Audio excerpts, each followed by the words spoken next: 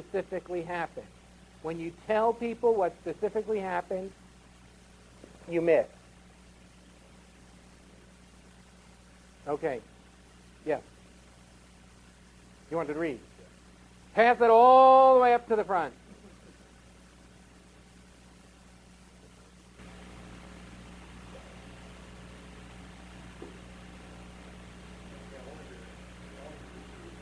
Yes, it's on. Well, if the switch is up, it's on. Not the bottom, on the side.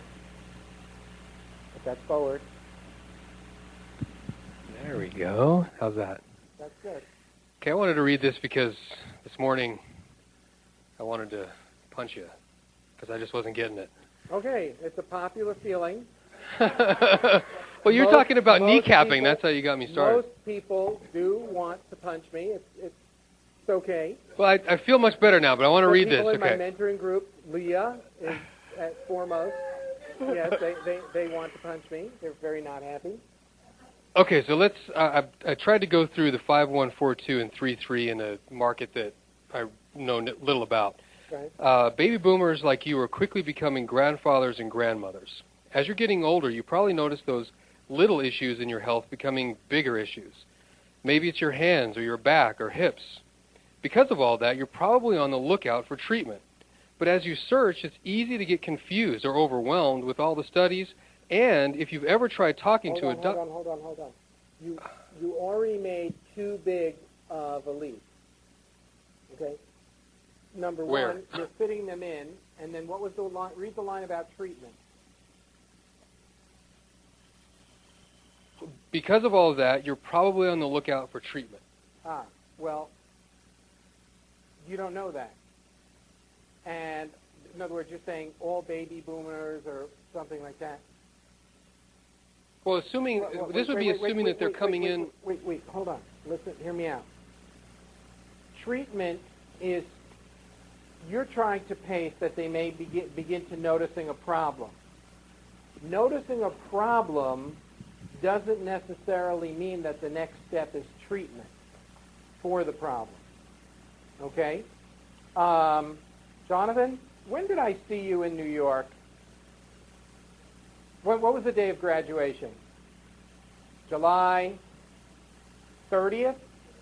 30th, something like that. July 29th, 30th, or something like that. And I told Jonathan that my wrist hurt. Okay? And that it was probably a yoga injury. I didn't go for treatment for something that was causing me extreme pain, probably for about a month after that. And that was a good 2 weeks or so. So first, before someone has to go for treatment, you have to raise their level of pain and level of concern. So if they're a baby boomer, the first step that I want to pace is, and as you've gotten older, you may have noticed that your body isn't responding the way it used to the daily challenges. You may have noticed the susceptibility to aches and pains that never existed in the past. And I wonder if you are aware that your ability to bounce back from minor setbacks seems to be taking longer and longer. Now you're with them in their pocket, and they're going where you want, but it's way too soon to bring in the concept of treatment. Okay?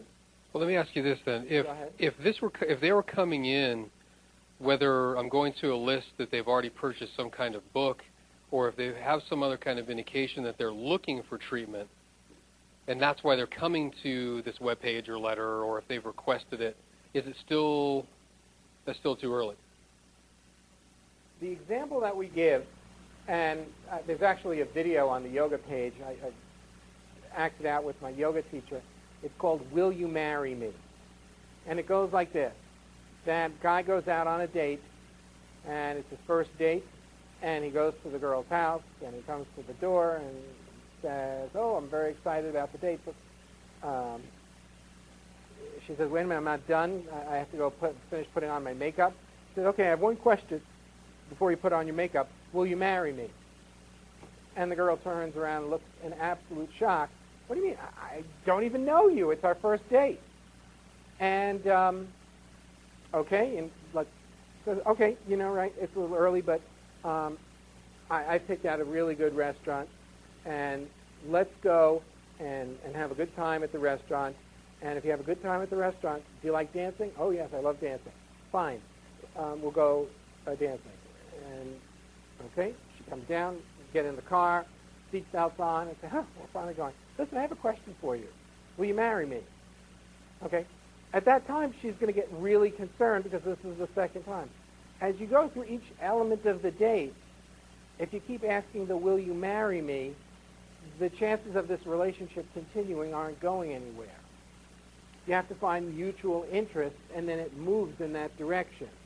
So even though, let's say, you are doing a direct, if you are doing a direct care, mail to arthritis sufferers, you can pace their beliefs, their problems, and you can pace their beliefs about arthritis, and you can talk about enduring solutions. But the way you describe it is you're writing to baby boomers. Okay? Well, if you're writing to, let's say, a list of baby boomers that you've got demographically, they may be beginning to experience some changes in their bodies. Okay? It's probably fairly likely that they are. But they may not be looking for treatment just yet. So that's why you've got to slow it down. The example that I was going to talk about here is there are two kinds of hypnosis. If you go to a show in Vegas, you're going to see something that's called speed hypnosis. They'll just come up to you and they'll touch your forehead and you're gone. Or there's the sit in the chair with the hypnotist and have him talk to you about climbing the stairs for half an hour. The guy who touches you on the forehead can get you to hop around like a bunny rabbit on a stage in front of a whole bunch of people. But if you ask him to help you over a grieving process that you're going on, the most he's going to be able to do is say, now act like you're happy. But is he going to get to any core issues? No, because you're there for performance purposes. On the other hand, the person who takes the half hour and develops a relationship with you, you're going to trust enough to let them move into a sensitive area. And that's why you've got to take these incremental steps. Most people only focus on the get it out there. I'm saying slow that process down, build the rapport, and then they will be more ready to buy. Okay? Not yet. You think they're ready to buy right away?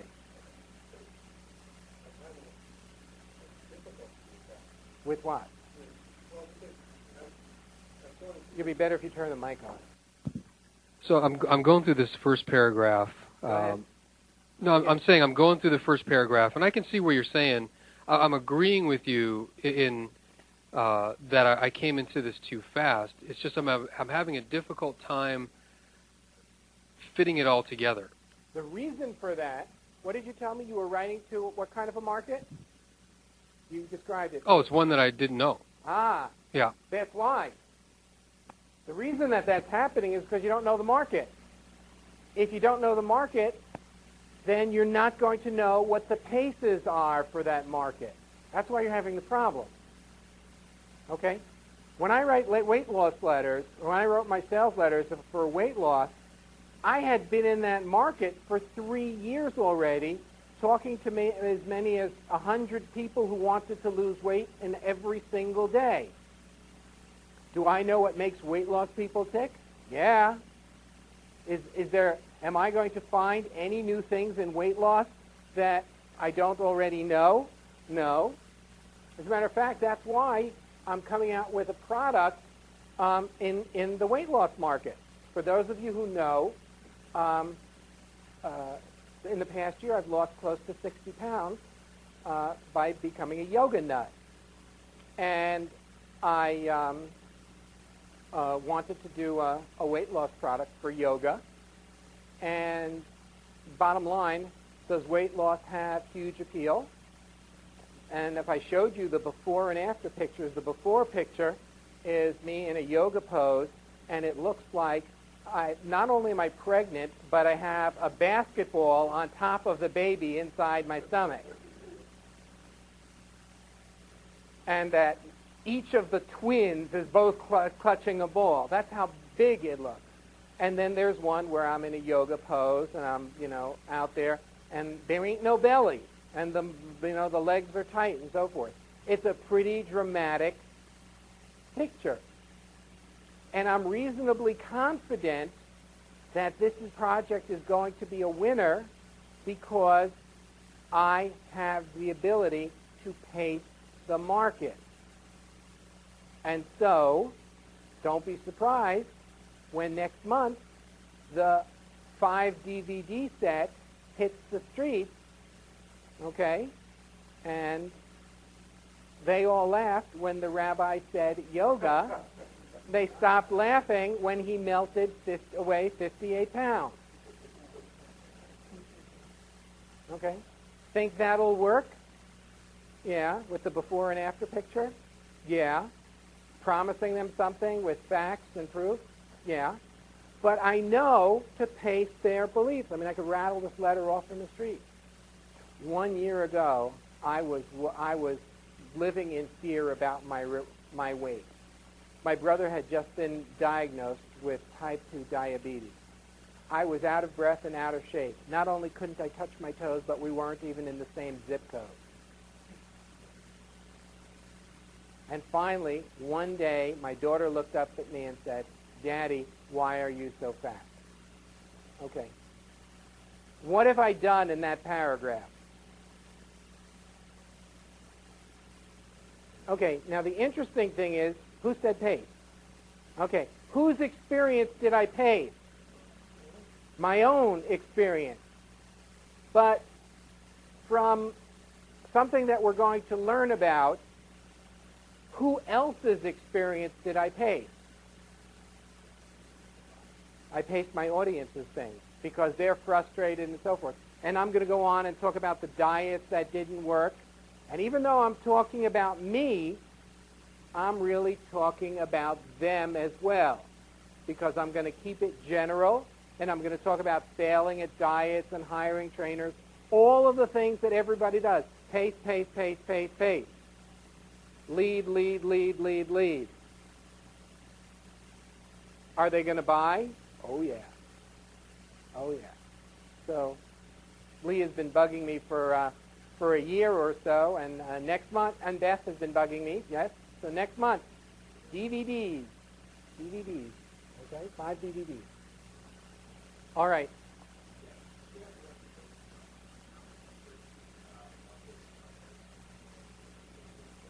Yes, and we're going to cover that tomorrow or Friday because there's just one technique. But just to give you an idea, I've discussed this with David Deutsch. David, how long on a project that you are writing, how long do you spend in research? Just to give you an idea. Probably at least half of the time. Okay. So if it's a 6-week project, 3 weeks. 3 weeks before he starts to write. Pass it over to Paris. Paris, how much time do you spend on a market? If it's a brand new market I'm going into, I'll spend about that much amount of time, 3 weeks. If it's a market that I write to continuously, like the alternative health market, I now spend very little time researching on them. However, every 3 years, I will just pretend I'm brand new to the market, don't know anything, and go through that whole process all over again that I did the first time I ever wrote a piece for that audience. Right, because the market is constantly changing, and the most brilliant concept that I got out of breakthrough advertising by Eugene Schwartz is recognizing the stages of the market. Okay? Is the mortgage market, where's Big Mike when you need him? Is the mortgage market today the same as the mortgage market 3 years ago? Even 2 years ago? A year ago? Okay, the market has changed. And you got to do your research. So you have to have a really adequate amount of time to do research. Otherwise, you can't pace. You can't pace effectively. A lot of clients, I told you the story of Stephen Pierce this morning, but a lot of clients want to know why I want so much information. And the answer is because when I do write the letter, and it comes back, there aren't going to be that many misses in it because it's going to be the pacing. So Maceo was writing something for a market that he hasn't been in, and so he got the style, but on a factual level, he didn't know what the paces were for the market. And that's why, let's say you don't know it, make your paces so incremental that it's hard to miss even in a small market. Just keep your paces small, Paris. Yeah, we were talking over lunch, when you said be artfully vague in your paces. And what we're this... going to spend the afternoon learning how to do that. Okay, tell me if you're going to go. But, to me, this was what came to mind is the whole thing about cold reading. Oh, well, actually, there's a book. We're going to talk about that in a little bit when we talk about mind reading. There's a book that I'm going to recommend, and it's a book on cold reading, and it is called, you can see it on your on page 2 in your mind map. On the right-hand side, if you'll go down for 3, it says mind reading, and then it says cold reading. The book that I want to recommend that you can only get at that website, which seemed to be down last week, is the Full Facts Book of Cold Reading by Ian Rowland at ian-rowland.com. Now, let me tell you, if you don't know anything about cold reading, you're going to be blown away. If you do know anything about cold reading and you get this book, you're going to be doubly blown away. Rowland is a cold reader, and what a cold reader does is he talks about people who are psychics or who are astrologers, and he will prepare a reading for you. And what he'll do is he will make this so artfully vague that everybody and their brother thinks that it's about them and thinks that it's accurate. And he's gone into audiences of skeptics, taken a skeptic and given them an astrological reading. Now, this could be a professor or something, and they'll sit down one-on-one. He'll sit down one-on-one with the professor and give them a reading, and they'll say, well, they didn't really believe it, but this one particular astrologer may be legit because it was 92% accurate. Then he will take that exact same reading and become a psychic, go on television and alter it for a woman that he's never met before, and the woman will be blown away because the exact same reading is 95% accurate for this woman. It comes from this artful vagueness. Yes, David. Get the mic from him. About 18 years ago, I had one of these wise old men type of teachers, sort of an elder, and this is actually true. And he told me that he asked me, what was the greatest desire of all people? And, being a persuader, I projected. I said, well, to be agreed with. He said, no, it's to be understood. And if cold reading allows you to pretty accurately predict that, you're meeting people's greatest desires in a way that maybe no one ever has before in their experience. So no wonder it's so powerful. Now, just knowing you, David, and even if I hadn't known you, because of my ability to read foreheads of people who are going bald, I know that your creativity and your ability to get inside people's heads and your ability to take the kernel of an idea and pick it up and run with it and to take it to the next level is something that puts you probably in a leadership position of what you do. And That's totally amazing. I'll take one. And that same ability that you have is not only restricted to business, but because you have those insights so well, when you apply them in your personal life, you tend to see through people very early in a relationship. Now look at the smile coming on his face, okay?